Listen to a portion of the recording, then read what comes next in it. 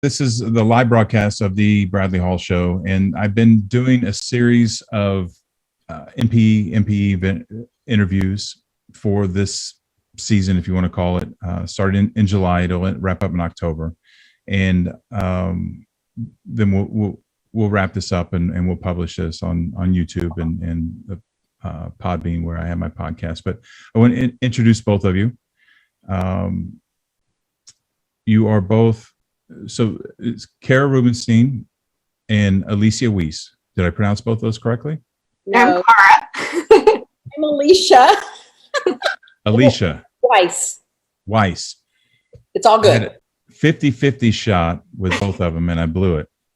And Kara, how did I, is it Stein? Kara Rubinstein-Deyerin. Yep. Okay. I have two last names because I added my birth father's last name to my last name. Okay, great. Awesome. We can talk about that if you want to here in a little bit. I know I have a lot of people, and I'm sure both of you do as well, who ask about if they should change their name or add their name. So I'd love to hear more about that in a little bit.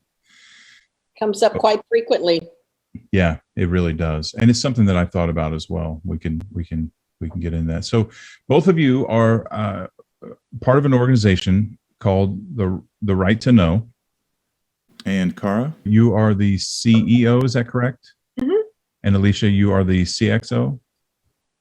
CXR, I don't even know what it's, Chief Experience Officer. Okay. Okay, great. So you want to tell, one of you want to tell the listeners what the Right to Know, just a brief overview. We can kind of get deeper into it, but just what you do with the Right to Know? Sure. Alesia and I, along with Gregory Loy, founded Right to Know almost 2 years ago. It's a nonprofit organization, and we are based on the principle that it's a fundamental human right to know your genetic identity. So everything that we do stems from that premise. And we've coalesced sort of our efforts into three main areas: education, legislation, and mental health. So everything we do is to promote the idea that it is a fundamental human right to know your genetic identity. And like I said, we do that through those three main branches. Pretty much our goal is to empower anybody with misattributed parentage, because when you have a discovery like that, it's so disempowering, and we want to empower the community. One thing I just wanted to address off the bat, because we get this question all the time, is about terminology. We started using the term misattributed parentage experience because we had a lot of our members who were conceived through assisted reproduction and adoptees say that sometimes that term NPE, for non-paternal event or not parent expected, didn't really fit them. And we can go into more explanation about why, but misattributed parentage is a mental health term that professionals have been using for decades to describe when your parent isn't who you thought it was.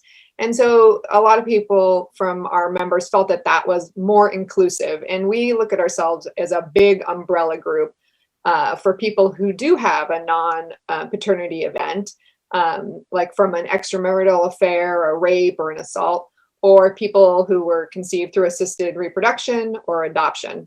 And so I like the idea of a Venn diagram where there's three circles, and you have NPE, assisted conception, and adoptees. And some people consider themselves, I know some people conceived through assisted reproduction think, oh, I'm that and I'm an NPE. Some people think I'm just an adoptee. Some people think, the idea is we have so much overlap and so much in common, and that's Right to Know focuses on where those three communities overlap. I think we have a lot of area we can help each other to promote understanding about what happens to us, and also legislation. Okay, great. So, go ahead, Alesia, please. I was going to say, Bradley, that as Kara mentioned, we're really about inclusivity. We know about all the terms, and we understand everybody wants to fit a certain way. But for us, we want to make sure that we don't forget anybody, because everybody has a story here, and their story is important to them. It's important to me when I hear somebody's story that I am there for them, when I listen to them and they're saying to me what they're going through, and then they they themselves do not even understand all the terminology. So we're facilitating them in their own discovery of what they have just found out about themselves. Okay, great. So to oversimplify it for people listening, an NPE is an MPE. Let me overpronounce those. An NPE is an MPE, but an MPE is not necessarily an NPE. Is that correct? That's correct. So Okay. you could be an adoptee. You could be someone conceived through assisted reproduction, if that's how they identify. We won't ever Sure. tell anybody how to identify. That's up Sure. to you, how you want to identify. Yeah. Yeah, we've come across late discovery adoptees that will put themselves in that NPE and the MPE together, and they like to call themselves late discovery too. So it helps them know where they can find their, I guess, tribe. A lot of people like to use that word, and we think it's actually wonderful that each person, each individual has different groups they can be involved with. And my goodness, there's so many to choose from now. If you go to Facebook alone, there's just multiple groups or tribes, that you can choose from, or you could be in several of them. Yeah. And so this is interesting because as this developed, I helped my neighbor, and he was interested in his heritage. He was adopted, and he knew he was adopted. So he really didn't fit this whole thing until he took his test, and then he discovered that he was 20% Native American. And so all that changed. It's not who he thought he was. Even though he knew he was adopted, he didn't think he came from out west. He figured out he's from out west, and there's Spanish and Native American, and now he's trying to track all that down. And he's really trying to find a space to fit in for that reason. And it sounds like he fits in under this MPE umbrella. Exactly. And, it's one thing to know, like I know people who grow up and say, oh, my dad's out there somewhere. It's kind of adoption. People call it being in the fog. And you come out of the fog. When you come to the realization that, wow, there's a genetic parent out there, or you figure that out, you really start to focus on that. We all have the same things that we go through when we start that process, regardless of how we got there. And so, it doesn't have to be a DNA test surprise, right? There's so many different ways that we all come to this, but we all have the emotional impacts. And we all have to find a way to come out of it, hopefully, in a much better space mentally than where we were beforehand. And so that's really what's important. Yeah, great. Okay. So both of you, if I understand this correctly, both of you have also had a DNA discovery yourselves. Is that correct? Yes, that's correct. Okay. Who wants to go first? Well, I will. In my story, I think one of the reasons Cara has always said to me, Alesia, you've got this experience behind you, was because I've known since 2014. 2012, I think, was about the time the DNA test became so cheap to take, the over-the-counter tests. By the time I took it, I had always thought there was something unusual about me. I did not feel like I fit in with my paternal family, even though they were so loving. And so when I took the test, I was shocked to find out that I was 50% Jewish. It just shocked me to my core. I'll be honest with you, Bradley. I was sitting at a computer, just like I'm looking at you right now on the screen, and I saw where this information was available to me, and I knew immediately what that meant, and I almost passed out. I just literally, I had lost my composure. My children were coming home from school, and I had to get it together quick, and it was really tough. As anybody out there is listening to this, they can probably relate to what I'm saying. And so with my story, it did take me 4 years of sleuthing, really, and 3 different genealogists to help me discover my paternal family. And I did find my family. I have had wonderful experiences with many of my new family members. Some I've not. I've been rejected by some of the closest ones. And that's really kind of my story. And it's very similar. A lot of us have these similar stories. Yeah, we do. And I'd like to stop and focus in on that. You said it took you 4 years Yes, it did. Because my mother, it's a good point you bring up, and a lot of people don't bring that up. My mother is 100% European German. She was born in Berlin, Germany. And when the test came back, I had probably at the time in 2014, somewhere like under 2,000 Jewish cousins. And it was like, I was like, what the hell? Yeah. Like, what's going on here? And there was nothing to compare with on the other side because my mother was an immigrant when she came to the United States. So I was already at a loss. And so as I had to really wait for people to start taking the DNA tests to finally have it figured out. And that's exactly what happened. By the time it rolled around where I was able to figure out my discovery, it was because finally some second cousins had taken the DNA test, and it became quite clear, but with a lot of work. It was a lot of sleuthing and a lot of figuring out by the genealogist helping me out. Yeah. I know, and I want to make a big deal about this 4 years, because I know that when this happens to people, because I'm one of them, and I've experienced this as well, that we need answers. And I see so many people say that they're ready to give up because they can't find their family, they can't connect, they can't find their father. I have a friend who is a very close friend who's looking for a half sister that he's never met. And the frustration can be overwhelming, especially when we're looking for answers to help with the healing, right? I mean, that helps us move through it. And 4 years is a very, very, very long time. It was horrible. And there was no support system for me back then. I was also going through a divorce at the same time. And there was nobody. I would go on walks by myself and talk to I'm a retired nurse. So I would talk to friends of mine that were nurses to help me get through it. And they didn't even know what to say to me. I mean, they were like, as much, in fact, one of them said, like, are you going to just give this up? I don't think you're ever going to figure this out. And that was probably the key. I was never going to give it up. I was going to continue. If it was going to take me 10, 20 years, I mean, I was worried I was going to go to my grave not knowing. But because of more and more people taking the tests, and honest to God, Bradley, I can tell you, I was on one of my walks. I did many walks when I did not know over those 4 years, trying to, it's just one particular time I got out and I said, well, God, if you ever give me my answer, I promise you I'm going to help other people that deal with this stuff. Great. Look what happens. Yeah. It's awesome.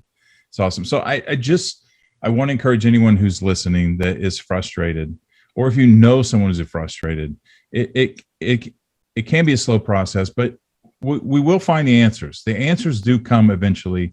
I haven't met anyone that eventually this hasn't worked out. I shouldn't use the term worked out, because it doesn't always work out the way we want, but the answers are there and they're coming. As you said, more and more people. I'm amazed at how many people are reaching out to me and following me every day. Still, we think that they're in around 2017 to 2020, there was this massive influx of people, and you think that's it. And there's still more people coming into this community, and it just boggles my mind. So I think we have a long way to go. I want people to be encouraged and hang in there. So thanks for sharing your story. Carl, what about you? I'm about 3 years into my discovery. I did a DNA test because I wanted to do a Finding Your Roots trip with my 3 boys. I was raised half Black, and when you're Black in America, you don't really know where in Africa your ancestors are from. We had traced ourselves back to 3 slave brothers who were sold in Texas, but we didn't know where in Africa they were from. So I did a DNA test to see where we would go ahead and travel. And I got my little pie chart back, and I was 50% something, but it wasn't Black. Well, that's amazing. Have you seen the episode with Jody? I did. And actually, Jody's my soul sister, because we kind of have the opposite thing. I empathize with her so much with the things that she experienced. It resonates with me when she talks. People say, how could you not know? Your parents, the people that you trust, who you have the most sacred relationship with, are telling you your story. Why would you not believe what they're telling you? That's right. Being raised biracial, though, you do grow up feeling like you never fit in anywhere. So those feelings for me of not fitting in, I'm not sure. I mean, I've talked, of course, to a number of other kids who are biracial. that feeling of not fitting in is very common. So that feeling for me, I attributed to the fact that I was not black enough for my black family. And I'm just a little bit swarthy and dark. And my mom was married to a black man. So I wasn't enough for my white family. You learn to code switch to pass between the two cultures. So the not fitting in, while I had that, I wouldn't necessarily have attributed it to my DNA surprise. But I will say I do have vivid memories of looking at a picture of my mom and my birth certificate father and going, well, if I squint really hard, I might be able to say that I look like both of them. So like Alesia, I had like 14,000 cousins because I'm half Jewish, and there's endogamy. So there's a lot of relations going on. So the DNA is more concentrated. So you're related to lots of people. And I didn't know for 5 months who my family was. It took about 7 months to confirm who my family was. I have been rejected by my birth family as well as the family of origin. So rejection's definitely been a process for me in my MPE journey. So I'm sorry to hear that, and unfortunately that is a circumstance that we see all too often. And I appreciate you sharing that, because people need to hear that. So many people, we hear this all the time, right? Everybody thinks it's just them. They think they're alone. That's not happening to them. They see people. My biological father has long passed away, but the rest of my family has been very open, very welcome to me. And I think people see that and they think that's normal. And it's not normal. It's not abnormal, but certainly there is rejection. A lot of people experience that, and it's unfortunate. So I appreciate you sharing that. Yeah, and a lot of times you don't hear about the fact that the family of origin there's a rejection involved in that. You hear a lot about the bio family possible rejection, but as we hear more and more people's stories, that can happen. And so I just my heart goes out to anybody who's experienced that, because it's very difficult. Yeah, for sure. I appreciate you both sharing your stories. So let's talk about Right to Know. Let's talk about what you do a little bit. I want to read a quote from the website that I absolutely love. There's no such thing as anonymous anymore. And boy, if that isn't true with this journey, with technology, I don't know what is. So I just want to point out, I love that quote. So you said earlier, education, legislation, and mental health. And I'd like to kind of focus on the legislation part of it. I think that's kind of what, in my opinion, from what I know, that sets your organization apart a little bit more. There's a lot of support and a lot of education going on, and I know you have some great programs. I don't mean to diminish those at all, but I'm very curious about the legislation, and I think talking about that in depth will cover the education and the mental health side as well. Do one of you want to take this and start this off? I have some questions I want to ask, but I want to let you say what you want to say. So the thing about legislation that people have to understand is you're looking at societal perceptions of misattributed parentage. So you have all of those things that are tied up in rejection and why people don't tell, and all of that is also part of how the legislators look at misattributed parentage. So education really is a key factor in changing legislation. I like to say that if you stop somebody on the street and you say, this person's adopted, do you think they have a right to know who their genetic parents are? I think these days most people will say yes, because we've shifted our views of adoption. 50 years ago, they might have said no if you look like your adoptive parents. This person's conceived through assisted reproduction. Do you think they have a right to know their genetic identity? I think you get a little tricky there. You might people donate because it's anonymous, which, by the way, when the UK passed laws saying no more anonymity, there was a little dip in people giving their gametes, but it went right back up to the normal level within 6 months. So Yeah, that idea that because there's no such thing as anonymity, you're going to cool the fertility industry is just a crock. I won't swear on your podcast. But if you get to somebody like, so I'm the product of a one night stand, Alicia's the product of an affair, and there's so much with our Puritan shame, sex issues in our society tied up into that. Yes. And if you say to somebody, well, she should know her genetic identity, I think people get even more uncomfortable there. So the idea of changing legislation has to be progressive. We have to start in the areas where people are ready to listen and slowly move it forward. This is a long-term goal. Right to Know is going to be here for the next 15 years advocating for legislative changes. We're building relationships with legislators so we can move to other things. And I was just actually talking to someone conceived through assisted reproduction the other day. And I said, right now we're working on fertility fraud laws. And when we talk about fertility fraud at Right to Know, we're talking about broad-based fraud, not just doctor fertility fraud, which gives everybody the ick factor, right? I haven't talked to one person who says that's okay, right? That if a fertility doctor uses his own sperm without the permission of the patient, everyone goes, ooh, gross, that should be illegal. There's not a problem there. But there's also other types of fertility fraud. There's when donors lie about their medical history. Oh, I don't have anything wrong with my family history. And that turns out to not be true. There should be some means to address that. So that way we can prevent people from lying in the future. Because it's exclusionary. Some of the things are exclusionary. So they would lie right. For financial reasons because Sure. they would be excluded. And they wouldn't be allowed to donate.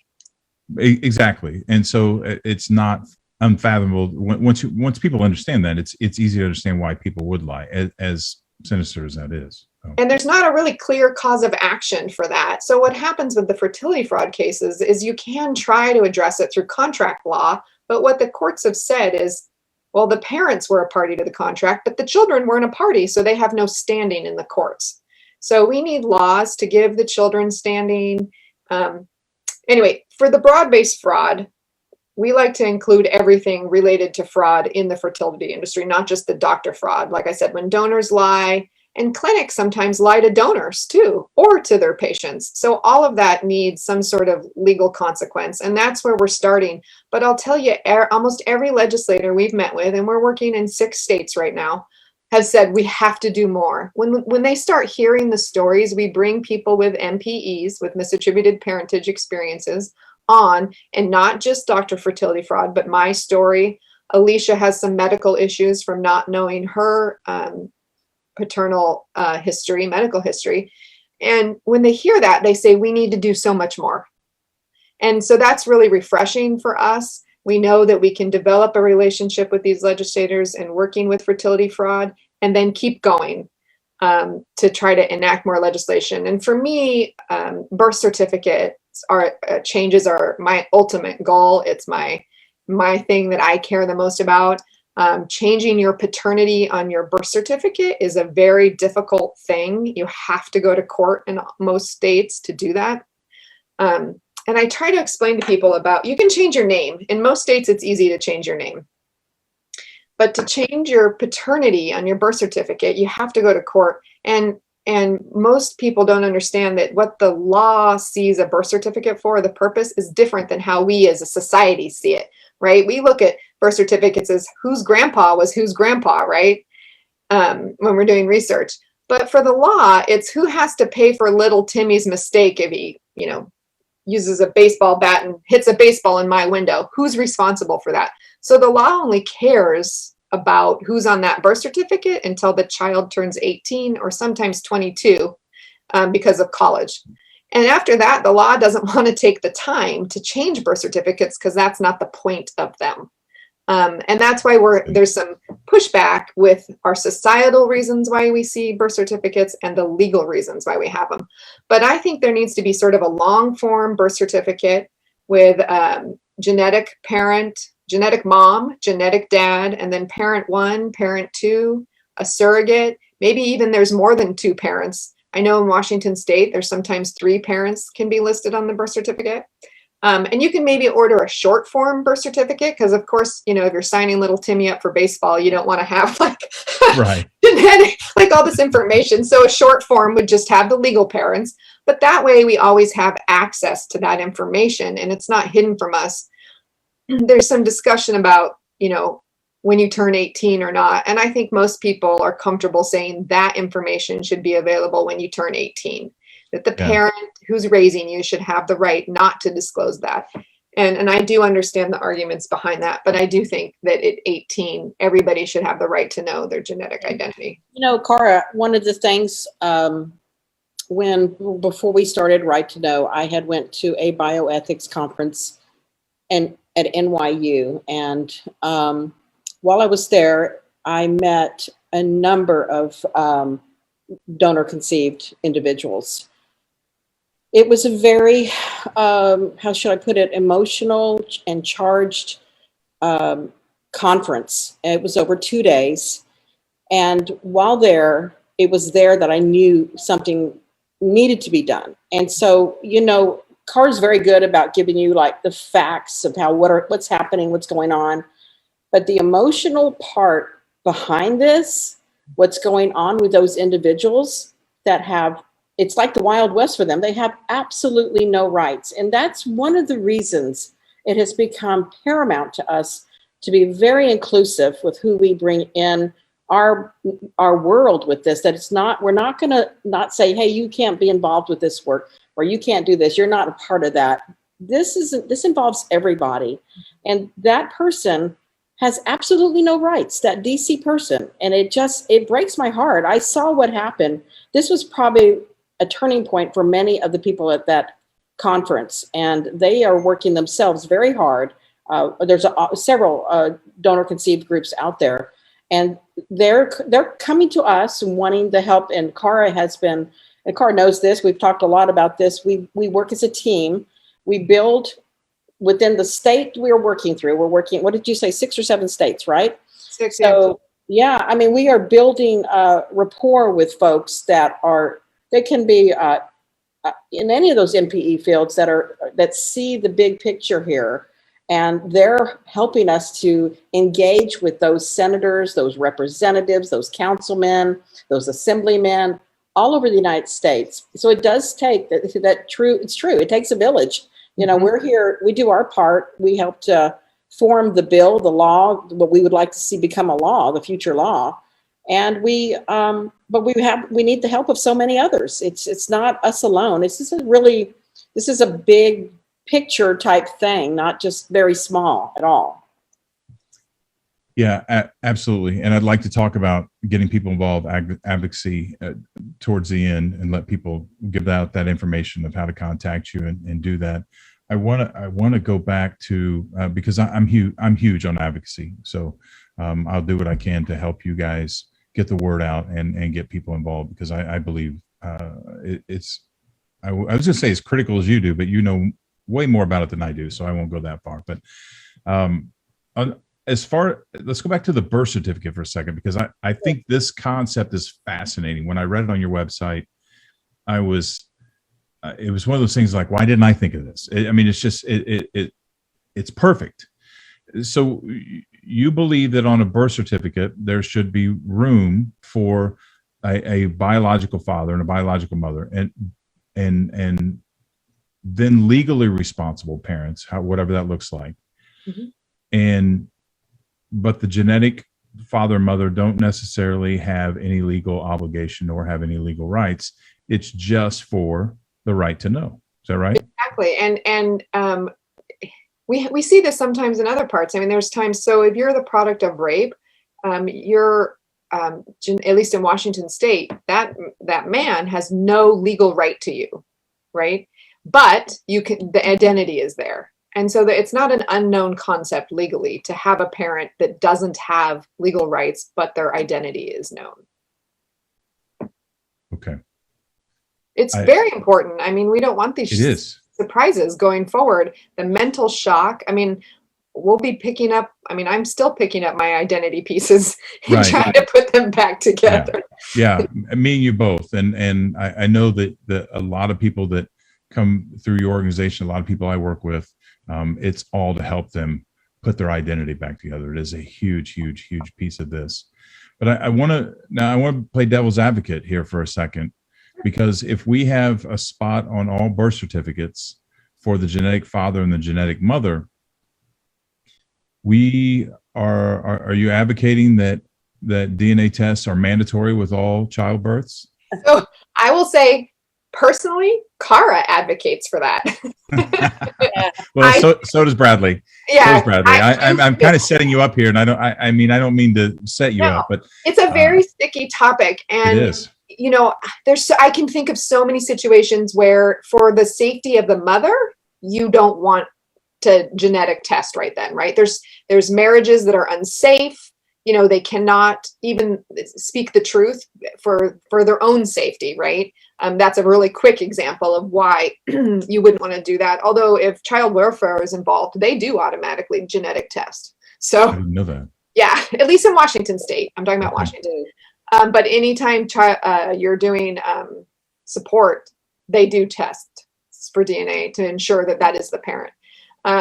However, Right to Know says at age 18, right, that's when you need to have the ability, and it should not be a court case. We're talking about thousands of dollars. I know, if all parties agree to change a birth certificate, then you can. So if you're lucky enough to have them all alive, right, we're talking about your bio family and the people on there. So in most states, it's a matter of law. Like, my mom was married to my birth certificate father. So she didn't put him on there. The law put him on there, right? Because they were married. And even if it was somebody different, she would have had to have been proactive about it. And she was 19. It's not like it's something that, was really going through her head at the time. So you have to file a court case unless all parties agree. And that means they all have to be alive, which a lot of us, that's not the case. And so it should be an easy administrative process, right? If you have the line on there and you can show through a preponderance of evidence who the genetic father is, then it should be an easy step to add that information to the birth certificate. So as I'm thinking about this, I'm thinking about everybody involved, because I'm thinking about the father, the biological father. What if the biological father does want to be involved, and the married couple does not want the biological father involved? And I'm not suggesting that we sit here and debate all this and figure out all this now, but I do think that your suggestion with the birth certificate just helps lay everything out in nice, neat order, so the law can help assist to make the right decision. I mean, and it sounds like that's ultimately what both of you want. Yeah. And, with a biological parent, if the child's under 18, it's very easy to go to the courts and get permission to be involved if you are the genetic parent. And I'm sure that varies from state to state. Because it's a paternity issue at that point, but the state is much more likely to get involved and help solve that problem when the child is under 18 or 22. Makes sense. Yeah. A lot of states have a statute of limitations. So I think it's North Dakota, it might be South Dakota. You cannot change your birth certificate no matter what after 22.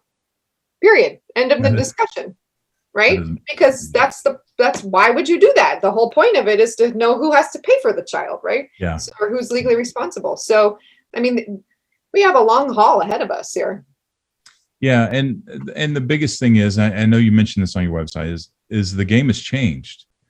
All these secrets that people thought they were going to go to their grave with, whether they were innocent secrets for whatever reason, women in the 40s, 50s, and 60s who had to hide the fact that they had gotten pregnant from someone else, or whatever the case may be, or someone who was trying to hide from their spouse, or whatever the case may be.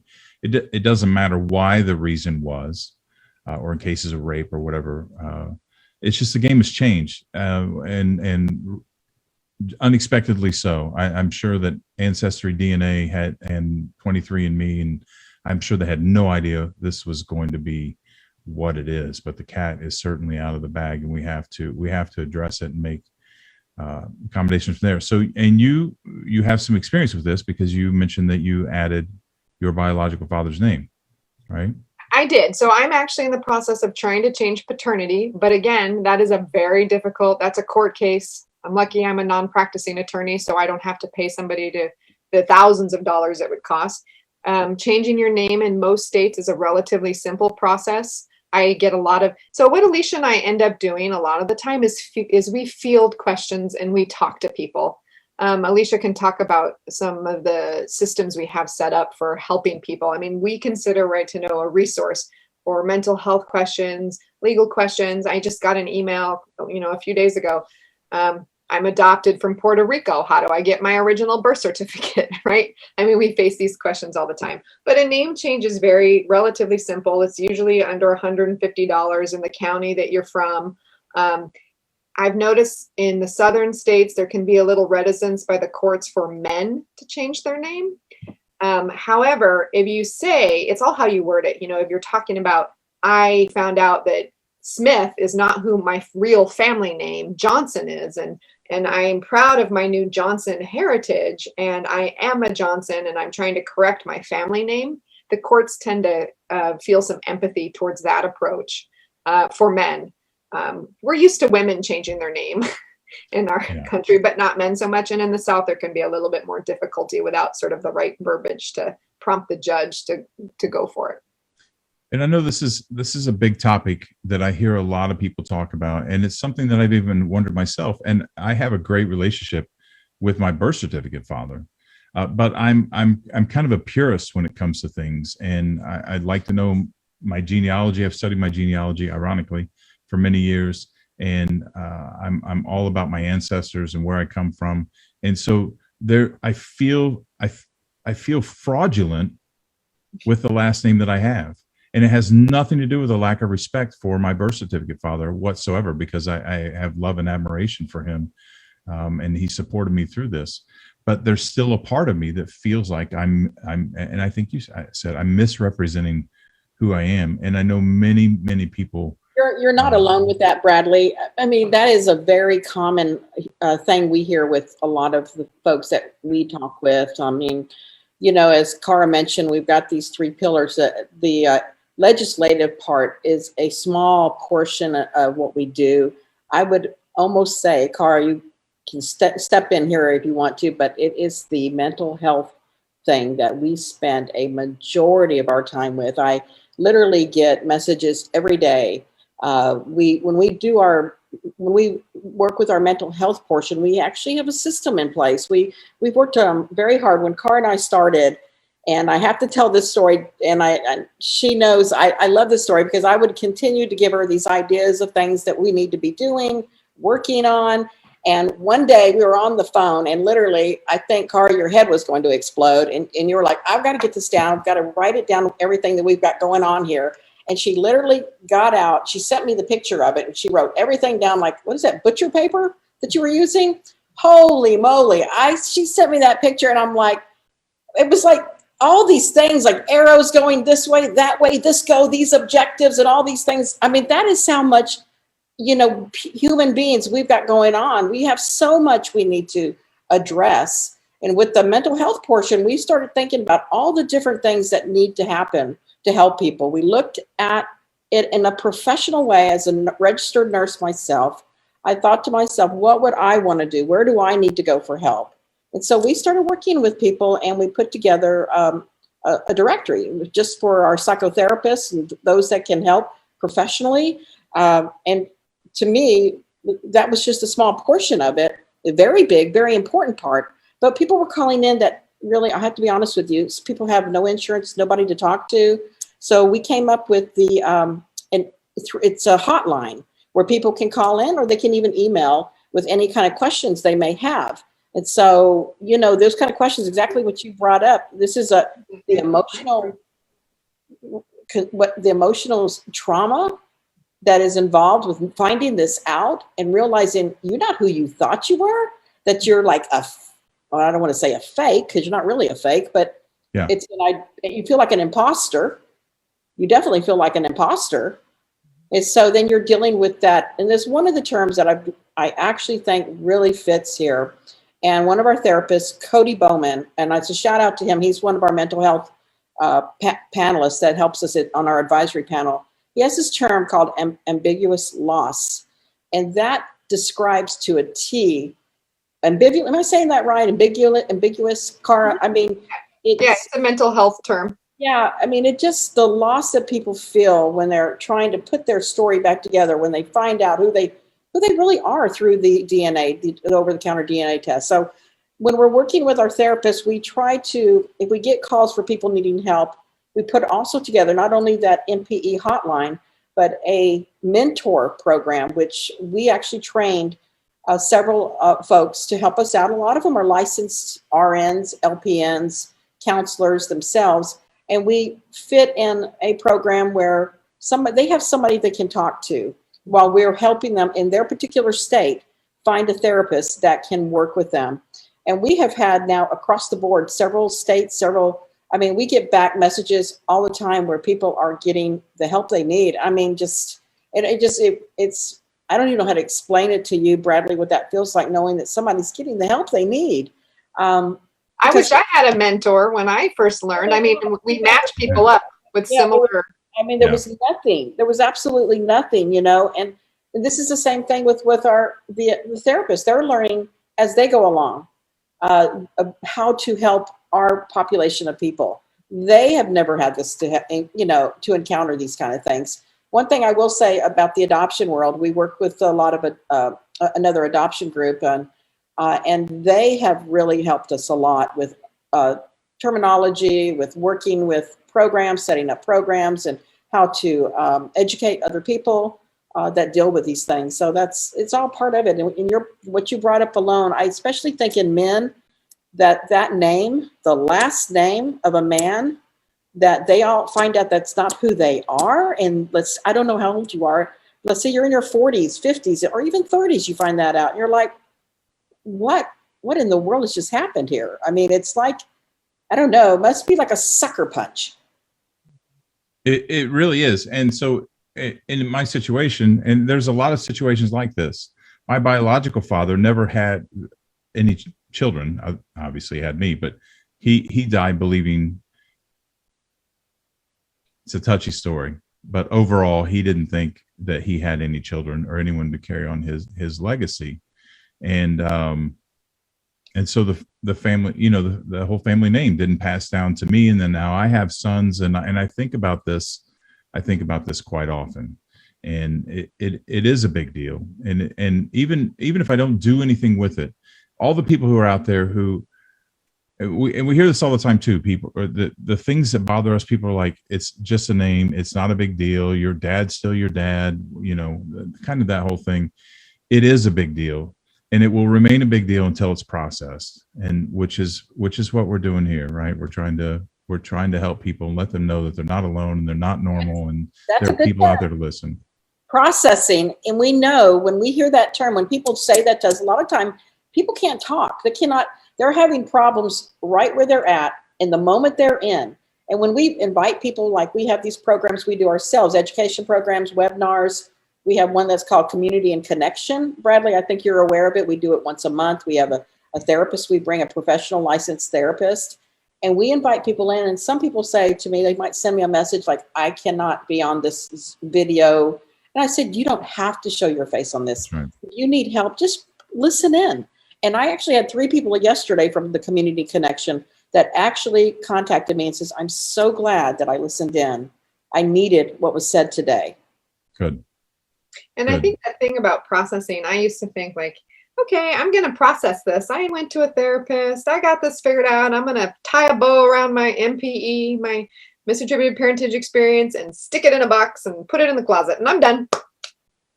And I had a little while ago that I'm going to deal with this for the rest of my life. And it's like being a boat in the water. Some waves are big, some are small. Sometimes there's calm water, and you never know what can trigger you, what can happen, what might all of a sudden make you feel more like an imposter again. I think that that's such a key word that you use, imposter syndrome. I experience that all the time, especially since, I have to fill out those forms where you check your ethnicity, I feel like I'm lying if I say I'm mixed, but I do not consider myself you're a white woman, because I just wasn't raised that way. I don't think of myself that way, but I don't want to lie. So I deal with being an imposter almost daily in my life. So I totally understand what you're saying about that. Yeah, and I love your analogy about waves. And the analogy, I tell people all the time, you may take 5 steps forward, and then suddenly something's going to knock you back 1 or 2 steps. And it doesn't mean you have to go back 5. It just means that your progress is suddenly halted. And like you said, it could be anything. Filling out a form, somebody making a comment, something on a TV show. I mean, there's just so many things that it'll like you said, it will always be there. And I think people have that expectation, like you were talking about, that they're just going to talk to someone and it's all going to go away. And it doesn't. And the reason it doesn't, and I know we all 3 can agree on this, is because it's trauma. Absolutely.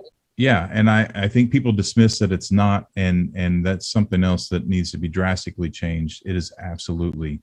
I've had people tell me that their therapists have told them that it's not really trauma, which, and not to belittle therapists anyway, I think that because it's so new, and that's why the education piece is important. We have to, we've had a lot of people come to us and say, hey, my therapist wants more information.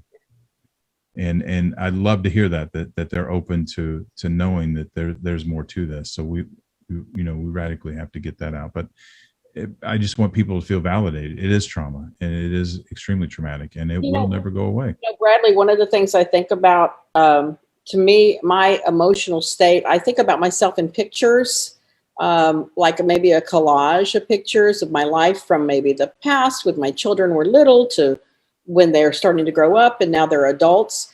And when you find out about this, this huge shift of who you are, I picture myself. I have that picture of me looking at that computer, and that's now part of my collage. That's a part of my collage of my life. Yeah. And that's not changing. I can't take that mental picture out of my head. And it's probably what's maybe similar to what a lot of our listeners feel. They have this collage from the before and now the middle and then after. And now they're trying to put together the whole, they want to make themselves whole. They don't want to be there. They don't want to be fractured. And so that's part of what Right to Know believes in. We don't want people to have to think they have to have fractured lives now, because we believe that people can be whole.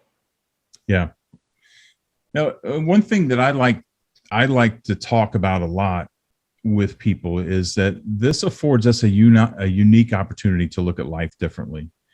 And because the veil is just completely blown off, half our identity is just ripped away, and we are forced to look at life differently, especially people who are blindsided, come from a perfect happy family, and then this blindsides them, and they can't make sense from that angle that veil is ripped off. And we have to really, we have a huge paradigm shift. We have to drastically change the way we look at things to be able to make sense of it.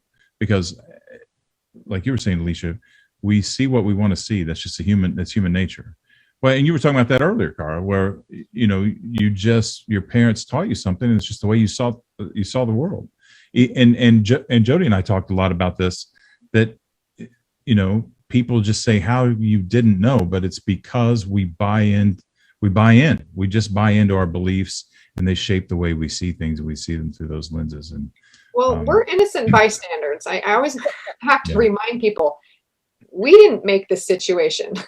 No. Right? We're just having to deal with the ramifications of the situation. And I know you've said before, this affects everybody. It reverberates through so many different families. I mean, most of us are adults, so we have our own families that we've created with spouses and children. I mean, my children went from being a quarter Black to a quarter Jewish, right? You have to have that conversation. You're looking at different genetic diseases. And then you have your family of origin, you have your bio family. I mean, there's just so many people. And I think it just keeps reverberating throughout so many different lives and so many different levels. And we all have to process it in different ways. And that's hard to remember when you're the center of it. And sometimes when you're asked to hold the secret still, or hold the secret for half the family, or, there's just so many different aspects of it. That's traumatic. It is traumatic, and a lot of navigation. So, But okay. This is huge, though. I just will say this because you mentioned your neighbor. My neighbor said, you would never believe what happened to me. I can't tell you how many people have come up to me since my discovery and talked about their own misattributed parentage experience for themselves, their spouse, or their best friend. At least 20 people, not knowing my story or that I started Right to Know, have come up to me in the last year with a misattributed parentage experience. We're on the precipice. This is just going to keep growing. And so we need organizations like this to help people deal with it. I agree. Absolutely. And to your point, I was on a cruise with a group of NPEs, and we stopped in Bahamas, and my wife and I met up with a friend of mine that lives in the Bahamas, and I told him why we were there, and he told me he had just found out that he was new. You can't make this stuff up. No, it's crazy. Truth is stranger than fiction. That's for sure. It really is. And the thing is, I say this all the time. This isn't anything new. This is what human beings have done for thousands of years. It's just now the technology's caught up with it. Yeah. And so we have to figure out a way to deal with it. So, and Alesia, I was just going to say, it'll take the law a long time to catch up with the technology. Law is always notoriously way behind technology. Well, Sorry. And there has to be a mindset shift. And you alluded to that earlier when you were talking about the education. You have to use the education piece to educate the lawmakers. So then people just don't understand. It's not in their wheelhouse. They don't experience it. And it's hard for them to grasp, and you have to use some type of media to reach them on an emotional level to where they finally can understand. That this goes with any problem. So I love what you're doing. I appreciate it.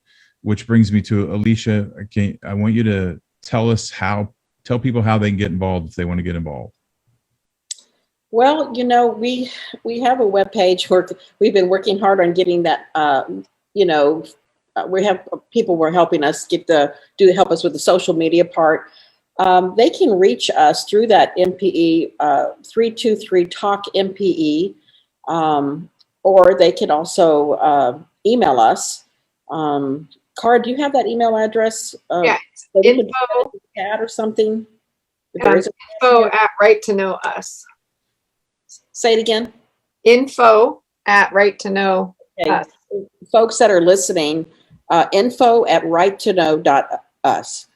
This is a good, what we're doing is, Cara said it in the beginning, we are fielding so many phone calls and messages that it's almost, I hate to say this, but it's overwhelming. We're getting older as we speak, and we need help. We need people that really want to have a passion, that really see the vision with us. We can't do this alone. We need your help out there, guys. And anything that somebody feels that they want to help with, we are ready to put you to work, really. And when we do legislation, we do it from a grassroots level, bottom up. So we always need, when we go into a state, we need help from all the MPEs out there, adopted, conceived through assisted reproduction, to combine our voices much stronger. And if we all write, like we're working on New York coming up, if everybody who was born in New York or lives in New York reaches out to their senator or assembly member and says, we want you to support this bill, that makes a big difference. Yeah, it really does. And I want to add that I said earlier that I'm huge about advocacy. I believe that that's built into 12-step programs for a reason. It's extremely healing. One of the things I always say is the best way to be inspired is to work hard to inspire other people. There's no better growth than helping other people. Most of my personal growth has come through helping other people. And so I highly encourage people who are listening, if you feel so called, get involved. And I think that'll help you heal on a level that you probably can't even imagine yet.